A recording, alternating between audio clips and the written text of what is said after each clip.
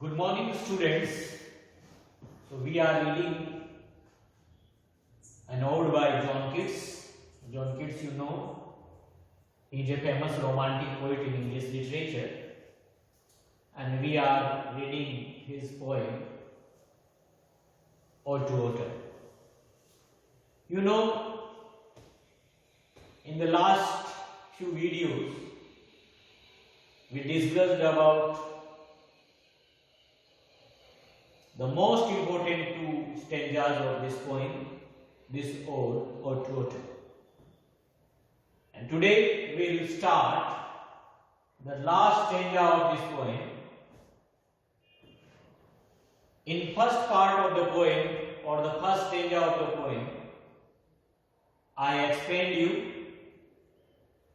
that poet, he talks about the activity of the autumn, that how autumn it conspires with its friend the sun, how to load and place the vines with grapes, how to load the trees with fruits, and how autumn it fills all the fruits with ripeness to the last limit or last core. Or in the second part of the poem, we discussed how the poet had personified autumn as a widower who is sitting carelessly on the granary floor, and her hair is soft lifted by the winnowing wind. And second, as a reaper, how the reaper, she became intoxicated at the half-ribbed furrow. And as a gleaner who is crossing the brook, and her head is loaded with bundle of grains. And last, as a cider presser who is sitting beside the cider press and waiting for the last oozings of the juice of apple, hours by hours with patient look. So, the poet had personified, in the first stanza, poet discussed about the activity of autumn, what happens in the autumn, beauty of the autumn, and in the second part, the poet, he has discussed or he has personified autumn as a winnower, as a reaper, as a gleaner, or as a cider presser. And in the third part, in the last stanza, the poet, he says that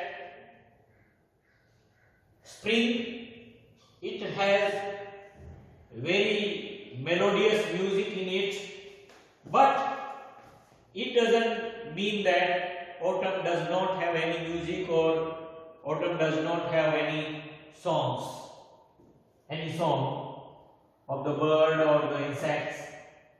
So what the poet, he says in a rhetorical question, this first stanza, it starts with a rhetorical question: where are the songs of the spring?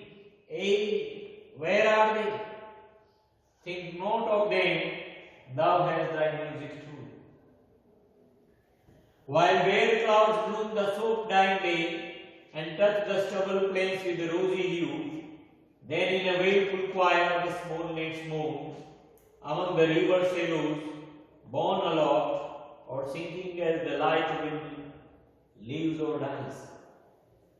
So where are the songs of the spring? Where are they? Where are the songs of the spring? In autumn, the poet is asking a question, where are the songs of the spring? Now there is no song of spring heard in the autumn season. बसंत में अब पतझड़ में अब बसंत के गीत सुनाई नहीं देते। बसंत के गीत कहां चले गए? पर हे पतझड़, तुम्हें बसंत के गीतों के बारे में सोचने की जरूरत नहीं है, क्योंकि तुम्हारे पास तुम्हारा खुद का भी म्यूजिक है। Where are the songs of spring? Where are they?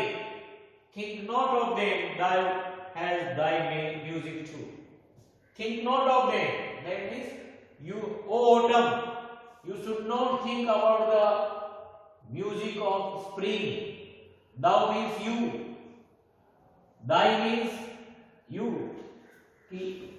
O autumn, you have your own music. Autumn, you need not to think about the melodious songs of or melodious music of spring, because you have your own music. You have your own melody of music. While bare clouds bloom the soft time day. In the evening time, soft time day means when day is going to die. When day becomes soft in the evening time. When bare clouds, when there are clouds, they are in the shape of birds. Means clouds, when they are bare, when they are without water, they look beautiful in the color of white. When bare clouds bloom means blossom. जब शाम के समय बादल जो है आकाश में छितराते हैं, while bare cloud bloom the soft dying day and touch the stubble plains with rosy hue. Stubble plains means when crops it is cut and the roots and the some part of the plant it is left in the field.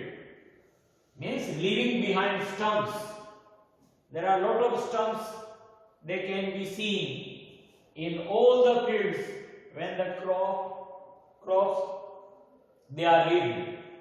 जब फसल cut जाती है और फसल कटने के बाद जो खूंट रह जाते हैं खेतों में, उनको स्टबल कहते हैं। ऐसे स्टबल के प्लेन्स ही प्लेन्स दिखाई देते हैं। सारे खेत, सारे मैदान जो स्टबल से भरे हो जाते हैं। और when sun it sets in the evening time and the rays of the sun they falls on the stubble. When the rays of the setting sun they fall on the stubble and they create a rosy color. Rosy hue means rosy color. So the poet is telling that, O autumn, you need not to think about the music of the spring, because you have your own music.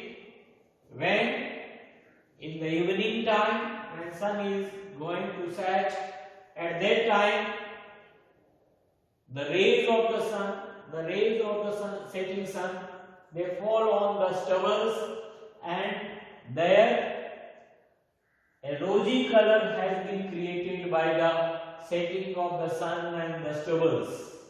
Then atmosphere it becomes so beautiful. So, O autumn, you need not to think about the music of the spring or the scenes of the spring, because you have your own beauty and your own music. So in next few lines we'll discuss about the music of the autumn. Thank you very much.